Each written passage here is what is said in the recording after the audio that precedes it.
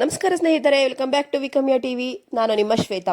ನಾನಿವತ್ತು ನಿಮಗೆ ಒಂದು ಟೇಸ್ಟಿಯಾಗಿ ಹಾಗೇನೆ ತುಂಬ ಸುಲಭವಾಗಿ ಮಾಡ್ಕೊಳ್ಬಹುದಂತ ಸೈಡ್ ಡಿಶ್ ಅಂದರೆ ಎಗ್ ಸೈಡ್ ಡಿಶ್, ಎಗ್ ಕರಂಡಿ ಆಮ್ಲೆಟ್ನ ಹೇಗೆ ಮಾಡೋದಂತ ತೋರಿಸ್ತಾ ಇದ್ದೀನಿ. ಒಂದು ಬೌಲ್ಗೆ ಸಣ್ಣದಾಗಿ ಹಚ್ಚಿರುವಂಥ 1 ಸ್ಪೂನಷ್ಟು ಈರುಳ್ಳಿ, ಹಾಗೆಯೇ ಒಂದು ಹಸಿರು ಮೆಣಸಿನ್ಕಾಯಿ ನಿಮ್ಮ ಖಾರಕ್ಕೆ ಹೇಗೆ ಬೇಕೋ ಹಾಗೆ ಹಾಕ್ಕೊಳ್ಬೋದು. ನಂತರ 1 ಸ್ಪೂನಷ್ಟು ಸಣ್ಣದಾಗಿ ಹಚ್ಚಿರುವಂತಹ ಕೊತ್ತಂಬರಿ ಸೊಪ್ಪು, ಹಾಗೆಯೇ ಇದಕ್ಕೆ ಚಿಟಿಕೆ ಕಾಳು ಮೆಣಸಿನ ಪುಡಿ, ಹಾಗೆಯೇ ಚಿಟಿಕೆ ಉಪ್ಪು, ಇಷ್ಟನ್ನು ಹಾಕಿ ಅದಕ್ಕೆ 1 ಮೊಟ್ಟೆನ ನಾನಿಲ್ಲಿ ಹಾಕ್ತಾ ಇದ್ದೀನಿ. ನೀವು ಬೇಕಾದರೆ 2 ಮೊಟ್ಟೆ ಕೂಡ ಯೂಸ್ ಮಾಡಬಹುದು. 2 ಮೊಟ್ಟೆ ಹಾಕಿ ಮಾಡಿದ್ರೂ ಕೂಡ ಚೆನ್ನಾಗಿರುತ್ತೆ. ಆವಾಗ ಈರುಳ್ಳಿ ಹಾಗೆ ಕೊತ್ತಂಬರಿ ಸೊಪ್ಪು, ಹಸಿಮೆಣಸಿನ್ಕಾಯಿ ಇದರದ್ದು ಕ್ವಾಂಟಿಟಿನ ಡಬಲ್ ಮಾಡ್ಕೊಳ್ಳಿ.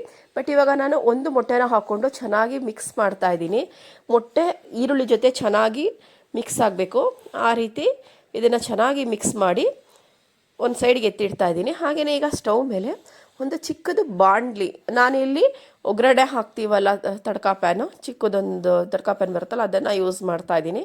ನೀವು ನಿಮ್ಮ ಹತ್ರ ಚಿಕ್ಕದೊಂದು ಬಾಣಲಿ ಇದ್ದರೆ ಯೂಸ್ ಮಾಡ್ಬೋದು. ಅದಕ್ಕೆ 1 ಸ್ಪೂನ್ ಎಣ್ಣೆ ಹಾಕಿ ನಾನು ಮಿಕ್ಸ್ ಮಾಡ್ಕೊಂಡಿರೋಂತಹ ಮೊಟ್ಟೆನ ಇದಕ್ಕೆ ಹಾಕ್ತಾ ಇದ್ದೀನಿ.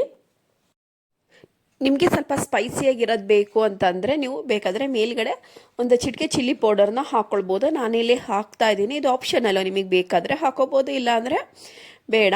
ಹೀಗೇ ನಾವು ಇದನ್ನು ಲೋ ಫ್ಲೇಮ್ನಲ್ಲಿ 1.5 ಇಂದ 2 ನಿಮಿಷ ಬೇಯಿಸಬೇಕು. ಬೇಗನೆ ಬೇಯುತ್ತೆ ಎಗ್ಗು, ಅದೇನು ಟೈಮ್ ತೊಗೊಳಲ್ಲ.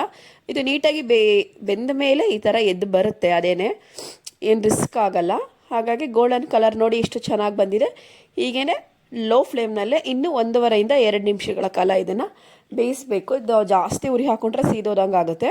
ಲೋ ಫ್ಲೇಮ್ನಲ್ಲೇ ನೋಡಿ ಎಷ್ಟು ಚೆನ್ನಾಗಿ ಬಂದಿದೆ. 2 ಕಡೆನೂ ಗೋಲ್ಡನ್ ಕಲರ್ ಬರೋವರೆಗೆ ಬೇಯಿಸಿದರೆ ಎಗ್ ಕರಂಡಿ ಆಮ್ಲೆಟ್ ರೆಡಿ, ಅಂದರೆ ಎಗ್ ಬಾಣಲಿ ಆಮ್ಲೆಟ್ ರೆಡಿ ಆಗುತ್ತೆ.